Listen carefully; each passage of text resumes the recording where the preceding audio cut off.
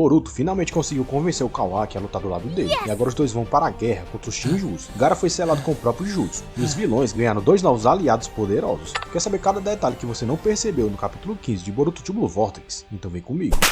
O capítulo inicia em algum lugar do País do Vento, em um dos esconderijos antigos do Orochimaru. Provavelmente esse foi o mesmo esconderijo em que o Boruto conheceu o Kashinkuji, porque a Matsuri, a contraparte maligna da Moeg, aparece por lá, rastreando a presença do Boruto e do Kashinkuji na região. Só que ao invés de encontrar o clã do Jiraiya, a vilã se depara com o Gaara, que deve ter percebido a presença dela perto da aldeia da areia e foi interceptá-la pessoalmente, exatamente como fez com o Deidara no passado. O Kazekage até oferece certa resistência contra a Matsuri, mas quando o time do seu filho chega, é aí que os problemas começam, por isso ele prende todos em casulos de areia para tirar eles dali o mais rápido possível. Só não entendi porque ele deixou justo a cabeça deles de fora, que é a parte mais vulnerável do corpo, mas tudo bem. Na página seguinte descobrimos que o Gaara foi gravemente ferido, mas ele está disposto a segurar os inimigos enquanto retira seus parceiros para fora do esconderijo usando sua areia. Matsuri fala que está ali atrás do Boruto e de seu aliado, que por isso não dava a mínima para aqueles caras. Vale lembrar que essa luta se passa provavelmente no mesmo momento em que Juri e Hidari invadem Konoha, então mesmo que o Boruto soubesse que o Kazekage corria perigo, eu duvido que ele conseguisse voar para lá a tempo de ajudar. Matsuri adverte Gaara a procurar um atendimento médico, senão ele iria de arrastar pra cima com certeza. Mas o que mais me chamou a atenção na cena é que o Kazekage parece todo ferrado, enquanto que a Shinju tá limpinha, sem nenhum arranhão. Isso é prova de que ela é muito mais forte do que o Gaara, não tenha dúvidas, mas é muito mais do que isso, porque além de quase não precisar lutar, já que ela tá usando dezenas de garras sujas para fazer seu trabalho sujo, ela ainda pode se regenerar de quase todos os ferimentos, assim como o Hidari fez depois de ser atacado pela Sarada e pelo Boruto. Então fica subentendido que a maioria dos ataques do Kazekage não funcionaram, e ele acabou tendo seu chakra esgotado. Outro detalhe importante é que pelo cenário e pela aparência do Gaara, fica claro que eles lutaram bem mais tempo do que foi mostrado, mas assim como a luta do Boruto e Sasuke contra o Code, eu acredito que eles estão guardando os detalhes para o anime, que deve trazer bem mais informações nesses flashbacks. Matsuri manda os garras sujas pra cima do Gaara, que não consegue fazer mais nada a não ser afastar os garotos com a sua areia, só que antes de levar a pior, o Shinki consegue libertar um de seus braços, e faz algo impensável, e usando sua areia de ferro, ele quebra o resto do casulo, selando o Gaara logo em seguida em um casulo de ferro com um jutsu especial. O problema é que um garra suja, que estava atrás do Gaara, parte pra cima do Shinki, mordendo o garoto e absorvendo ele, exatamente como fez com Sasuke e Moeg. Mas antes de levar a pior, o filho do Gaara ainda consegue avisar os amigos para fugirem dali, para contarem tudo ao Kankuro. Do lado de dentro do casulo, o Gaara parece totalmente paralisado, mostrando que foi completamente selado por aquele jutsu. Então pode colocar aí mais um ninja da antiga geração que foi congelado na geladeira, pra voltar sei lá quando. Vale lembrar que esse jutsu deve ser a própria versão do Shinki daquele jutsu de selamento que o Gaara tentou usar contra o Edo Madara. E como o Kazekage treinou o garoto, é claro que ele deve ter ensinado essa habilidade também para ele, que olha só a ironia, você veio aqui para salvar a sua vida. Só que sendo bem sincero, eu preferiria muito mais que o Gaara tivesse se tornado o vilão. Matsuri fica impressionada que o jutsu não se desfez, mesmo depois que o Shinki foi absorvido, o que dá a entender que o casulo de ferro mantém o alvo selado, independente da condição do seu usuário, e até aí tudo ok, porque lá em Naruto também era assim. Já imaginou se o selamento da Kurama desaparecesse depois que o Minato se sacrificou para selá-la? Seria uma confusão. A contraparte da Moeg fica tão abismada com a determinação do Shinki que não vê a hora de presenciar o que ele vai se tornar do outro lado, como seu igual. Aqui entendemos porque a vilã estava tão empolgada depois de colher o fruto do Shinki da árvore divina no capítulo passado, porque ela tinha presenciado o potencial dele aqui. Voltando ao presente, o Kankuro revela que o único que pode salvar o Gaara do selamento é quem usou o jutsu, ou seja, o próprio Shinki, o que faz todo sentido, já que não existe mais ninguém na obra que consiga usar tal jutsu de selamento, tampouco a areia de ferro. Kankuro fala que o plano principal da areia era salvar o Shinki, porque assim eles iam conseguir trazer o Gaara de volta. O ninja da areia pergunta se Shikamaru não conhecia algum método de tirar aquelas pessoas daquela condição de árvore, mas pelo que vimos até agora no mangá, só existe um jeito, que é o de destruir a contraparte maligna do capturado e colocar o fruto de chakra dele diante da sua árvore, conforme o Kashinkoji deve ter orientado o Boruto. Só que como Shikamaru não fazia ideia disso ainda, ele faz questão de dizer ao Kankuro que vai compartilhar todas as informações da coleta de dados assim que tiver mais informações. Ou seja, para o oitavo Hokage, costurar uma aliança com o Boruto é essencial para salvar essas pessoas absorvidas e também traçar um plano contra os Shinjus. Shikamaru pergunta se Kankuro não tinha sentido um chakra semelhante ao do Shinki recentemente e fala para eles ficarem ligados nisso, pois como sabemos, cada Shinju tem o seu próprio alvo, que tem ligação direta, emocional, com a sua contraparte original. Kankuro encerra a call, dizendo que contava com Shikamaru, e faz um último pedido a ele, que o Hokage não conte nada disso a Temari. Mas como você acha que a Kunoichi vai reagir quando descobrir que o Shikamaru escondeu isso dela? Pode até causar separação isso aí. Sarada, que estava ali na sala do Hokage, junto com a Sumire, levanta a possibilidade dos inimigos terem ganhado mais um aliado poderoso, e Shikamaru fala que provavelmente tinha acontecido isso mesmo, por isso ele pede que a Sarada e a Sumire avisem imediatamente novamente caso o Boruto dê as caras de novo, pois eles precisavam de informações. Mas aí a gente olha pro lado e vê justamente o sapo do Kashinkoji ali perto, infiltrado na sala do Hokage, ou seja, ele mesmo poderia entrar em contato com o Boruto a qualquer momento, mas sua atitude deixa claro que ele não quer que as garotas corram risco de serem tratadas como traidoras da vila, por ajudar um inimigo como ele vem fazendo. Na página seguinte, Juro dá as boas-vindas ao Ryu, a contraparte maligna do Shink, dizendo que ele tinha escolhido seu nome, e deixando claro que ele era seu dono. Ryu dá a entender que gostou do nome, e fala que o seu senpai realmente lhe entendia. Só que o dançarino de boate parece ter sentido a presença de alguém, por isso já sumou sua areia de ferro para desmascarar esse provável espião. O mais interessante é que nessa hora, o Hidari faz uma cara de sério, o que me deixou com uma pulga atrás da orelha, porque ele não parece ter voltado como era, depois de ter sido destruído pelo Boruto. Será que temos a consciência do Sasuke aqui, dentro do novo Hidari? E o fato dele estar agindo como espião deixou ele com medo de ser descoberto pelo Ryu?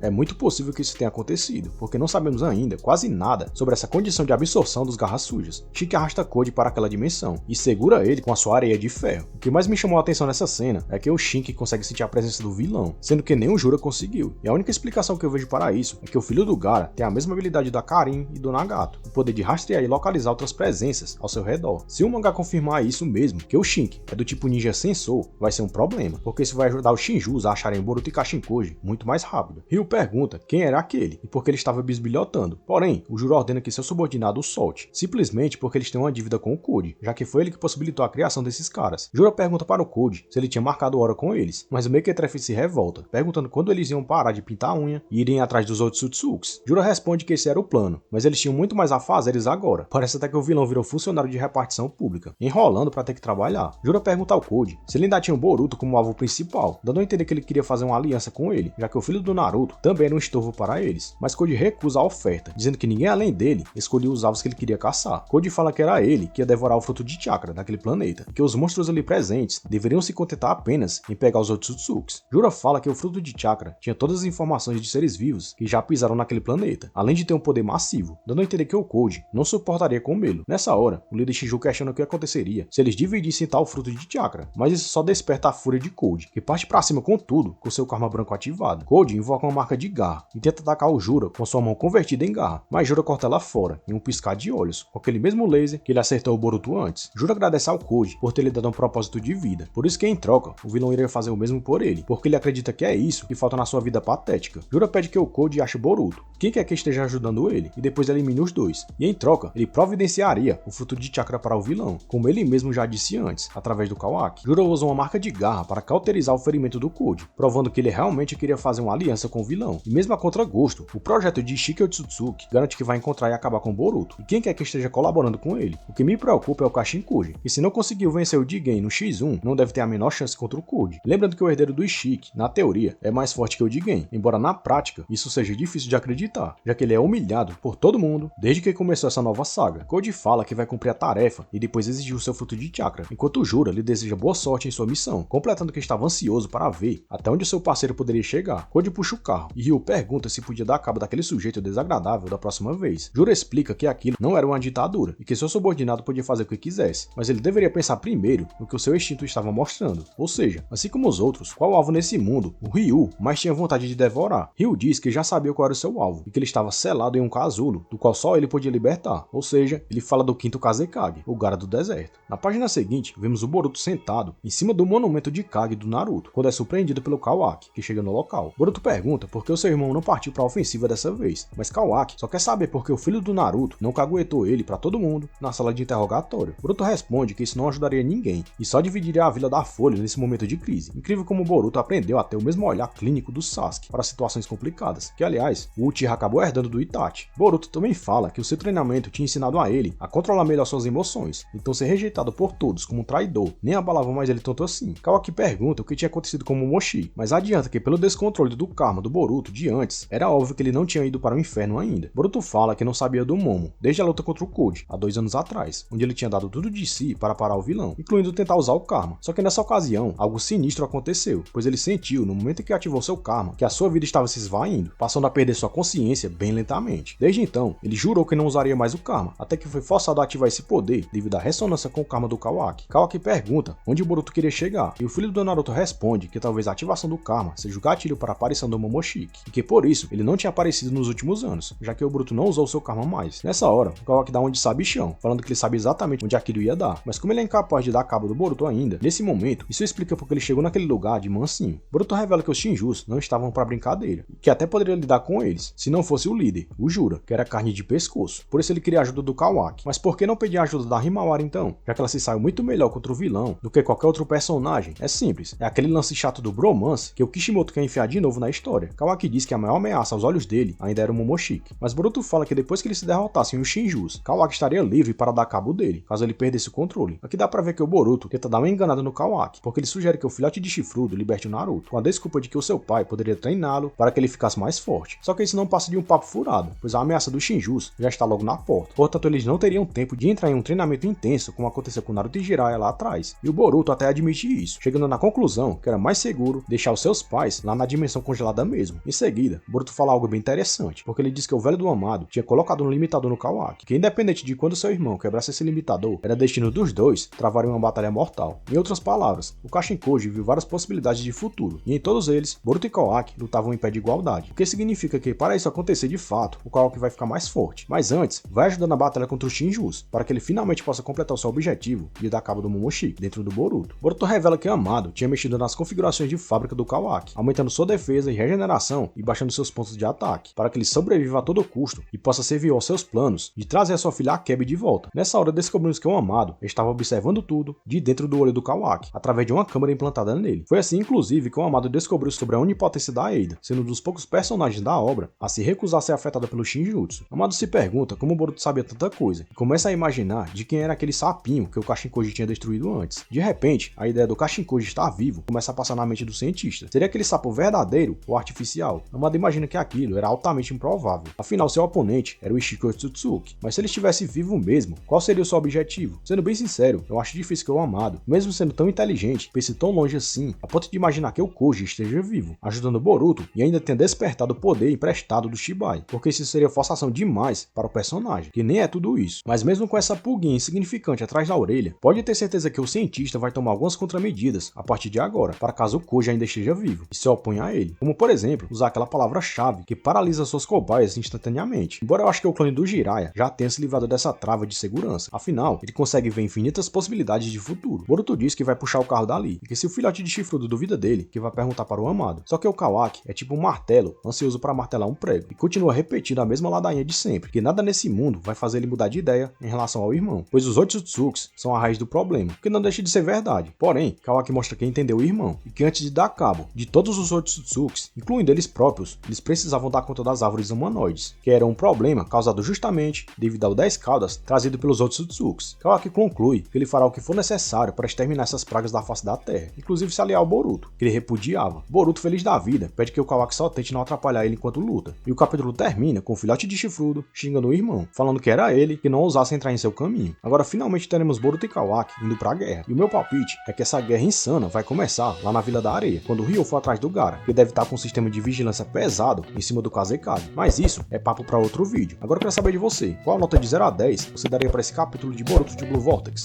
Obrigado por ter assistido até aqui e valeu!